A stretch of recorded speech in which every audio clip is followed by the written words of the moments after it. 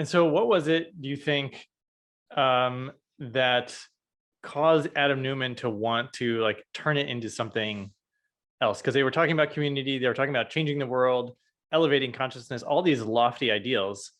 Why did it morph into the train wreck it became?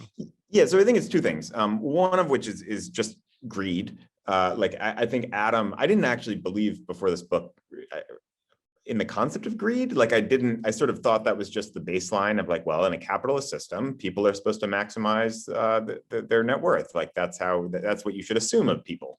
But Adam just had so much more desire for personal gain at the expense of others often, that it really changed my view on that. So he had this extraordinary desire to become extremely wealthy.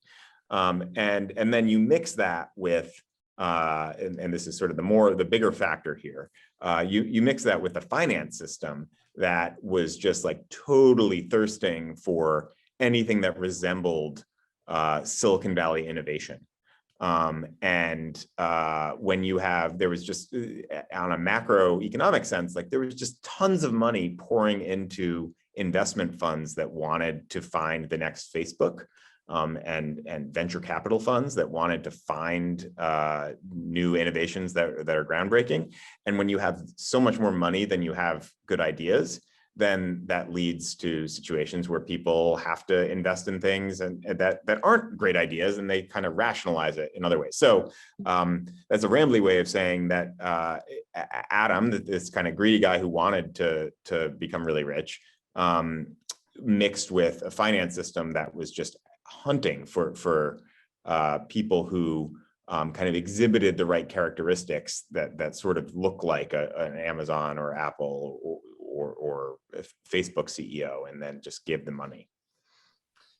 And do you think it was because Adam married into a sort of wealthy family and he was surrounded by wealth, and so do you think it was like the comparison game where everybody else around him was already wealthy and he just felt it was, just an ego-driven type of thing?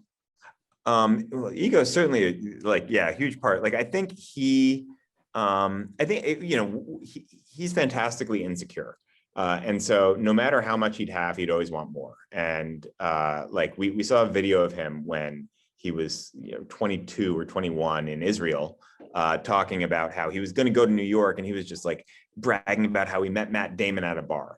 And so then that sort of continued throughout his career arc, where every famous person he met, he always wanted to meet a more famous person and always wanted to find a cooler rich person. So I think that he immediately he met his wife Rebecca Neumann, then Paltrow, was Gwyneth Paltrow's first cousin, and so I think that really excited him, and he saw this entry into wealth. But I don't think, had he married into a trillionaire, I don't think that would have been enough. I think he kind of just always wanted more.